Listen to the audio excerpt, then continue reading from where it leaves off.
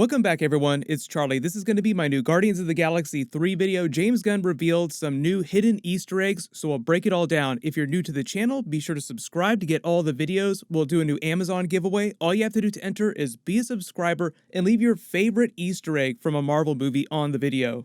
So starting with number 5, if you don't know what's going on, this past week James Gunn revealed some more secret Easter eggs from Guardians of the Galaxy movies. There has been an ongoing contest that he put the fans to find as many Easter eggs as possible, claiming that no one had discovered all the Easter eggs yet. Just because his knowledge of comic books and film is so deep, he bakes in so many Easter eggs into the backgrounds of his Marvel movies that it takes years to find them all. The first Guardians 3 Easter egg actually starts with Guardians 2. So in this scene here where the Guardians are being chased by the Sovereign after their first big fight, they wind up crash landing on the planet Burhurt.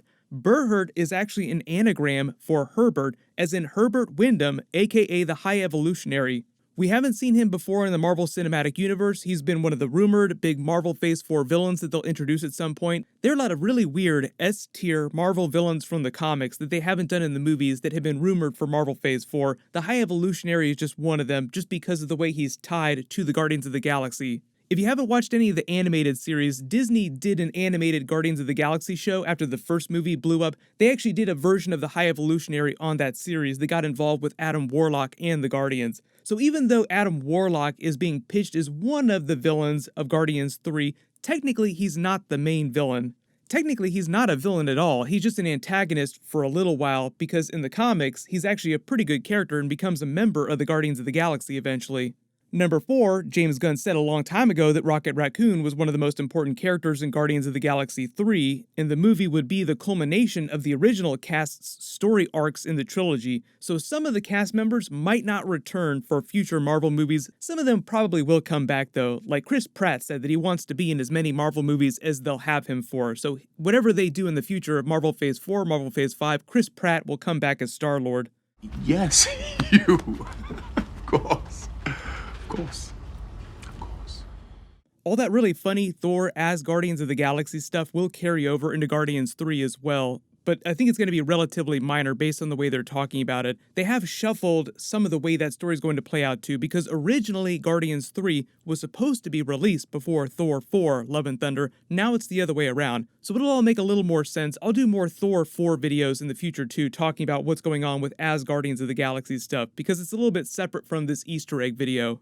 But James Gunn said that dealing with past trauma is a big part of all their different story arcs. Most of the focus has been on Peter Quill's childhood trauma of losing his mother and not knowing who his father was. They dealt with that primarily during the first Guardians movie in Guardians of the Galaxy 2 with Ego the Living Planet. So heading into Guardians 3, they're just focusing more on Rocket and some of the other characters like Nebula and Gamora, the younger version of Gamora that they stole from 2014, who are still dealing with the father issues that they have after Avengers Endgame with Thanos. Early on in the first Guardians movie, they give you a hint of Rocket's secret backstory. In the lineup, they tease Half-World, where he came from. That's where he was experimented on and forcibly evolved into his current state. In the comics, you don't really see much from the people who genetically altered all the animals there, but there are a lot of other different types of talking animals who can walk around like humans. I know there's a lot of rumors about them doing the Lila character, who's sort of his romantic interest from the comics. But if the Guardians franchise is all about dealing with traumatic experiences and bad Marvel dads, the whole idea of Guardians 3 is that Rocket deals with his own version of a bad dad. I know there's been a lot of rumors about him possibly dying after James Gunn made a bunch of posts about death being an important part of dramatic story arcs in all movies. They kill at least one core team member in all the Guardians movies. Groot sacrificed himself in the first movie, Yondu died in the second movie, so if someone has to die in the third movie, it might be Rocket finally doing the selfless thing and sacrificing himself to save all of his friends that he spends so much time cursing. Yondu kind of took him to task about that during Guardians 2, telling him he understood why he's being such an ass to everyone, because I used to be just like you. I know them scientists what made you never gave a rat's ass about. Number 2, the next big Easter egg James Gunn revealed is actually a retcon Easter egg, not something he initially planned on putting into the movie, at least intentionally. Sometimes fans will see some connections or something in the background that the director didn't remember writing into the movie initially, but subconsciously, there is some Easter egg there that they acknowledge after the fact. So this past weekend, a fan on Twitter asked him about his young son's fan theory that Baby Groot was eating candy in this scene using the pot that Rocket had put him in when he was still a twig, the dancing Baby Groot meme from the end of the first movie. James Gunn admitted that he didn't think of that when they were making Guardians 2, but he liked it so much in the connection that he made it canon on the spot. So now it's officially an Easter egg in the movie. Stuff like this happens all the time. One of the most famous examples is Spider-Man and Iron Man 2. The exact same situation happened with the fan theory that Tom Holland and Kevin Feige were talking about during the press tour for Spider-Man Homecoming a couple years ago. Tom Holland really liked the theory that this young kid in the Iron Man mask was actually Peter Parker, who had just happened to be visiting the Stark Expo, which was located in Queens, the borough of New York City where he lives with Aunt May. Fun fact, also at this time, Uncle Ben would have still been alive, even though we don't know what he looks like in the MCU. A lot of fan theories about that. Now that we have Spider-Verse that Sony is working on, a lot of people hoping that Tobey Maguire might wind up being the Uncle Ben of the MCU. If Sam Raimi is making Doctor Strange 2 Multiverse of Madness, maybe he can do us a solid and canonize that. But Kevin Feige liked the Iron Man Spider-Man idea so much that he canonized it on the spot. So even though Jon Favreau, who made the film, didn't plan on it that way when they were making Iron Man 2, now it's canon. And in actuality, the actor playing that little kid in the mask was also Jon Favreau's son in real life at the time. He put his son in the movie twice because the kid in the mask shows up at the beginning of the movie too. There have been all of Vin Diesel's comments about the alpha version of Groot during Guardians 3. That's just the next evolution of Groot. Obviously, he's teenage Groot during Avengers Endgame, he was baby Groot before that, so it just implied that he'll slowly grow up into his most evolved form by the end of these character arcs.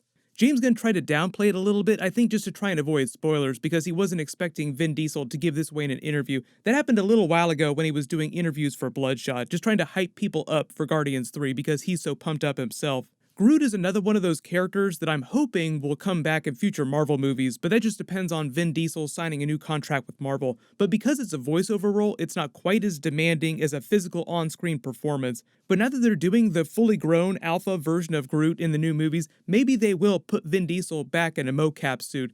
They did a little bit of that during the first movie because it was the bigger version of Groot, and Vin Diesel even came to the premiere wearing Groot stilts like this. Then number one, the final new Easter egg is actually another big one James Gunn revealed while he was busy canonizing the Groot Easter egg. This one is even cooler because he revealed the bigger secret that the post-credit scene of Stan Lee's cameo with the Watchers was itself influenced by the fans of the earlier Marvel movies, but it's not a retroactive Easter egg. This is something that he intentionally wrote into the movie and filmed this way.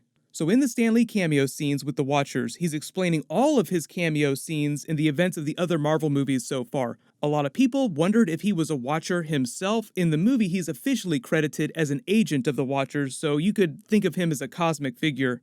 But that means that Stan Lee in real life, or a person who looks like Stan Lee, works with the Watchers in the Marvel Universe, tasked with observing the events of all the movies. But that's not the end of it. On the surface, that was just a really cool Easter egg that tied together all of his cameo scenes. Everybody loved it. Everyone was going crazy about it after the movie came out. But the bigger secret is that James Gunn revealed he only wrote it that way because of fan theories that Stan Lee was playing the same character in all of his cameo scenes. So Stan Lee, being part of the Watchers, started out as a fan thing that then became official canon to the MCU. Still probably one of the coolest Easter eggs in any Marvel movie so far, the fact that Stan Lee himself is the same character in all these different movies. Obviously, they're never going to replace Stan Lee, and they're not going to try to replace him, but if they do start giving someone special cameo scenes in multiple different movies, let me know in the comments, who do you want that to be? Right now, Black Widow is still currently supposed to come out in November, Falcon and Winter Soldier and WandaVision episodes are still supposed to be released later this year, so there is some big stuff to look forward to, and there is Comic-Con happening this month and next month between Marvel and DC. Marvel hasn't officially announced what their Marvel Phase 4 Comic-Con panel is going to be, or if they're going to do their own separate thing, separate from Comic-Con. Congratulations, Kid Gravity Beyond, you're the giveaway winner from my last big video. Please email me on the About page of my channel so I can get your contact details. While you wait for everything, everyone click here for that brand new Stranger Things Season 4 trailer, and click here to watch Hugh Jackman break down all the Marvel Wolverine movies. Thank you so much.